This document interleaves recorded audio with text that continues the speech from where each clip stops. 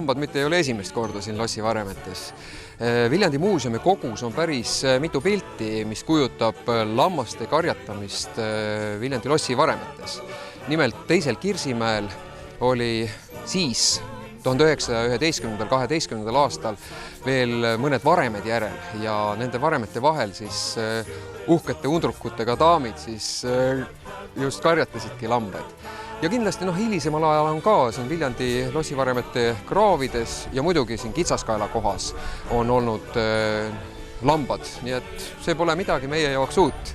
Aga lihtsalt küsimus oli selles, et pikka aega me arvasime, et ei ole sobilik siia uuesti jälle lambaid tagasi tuua.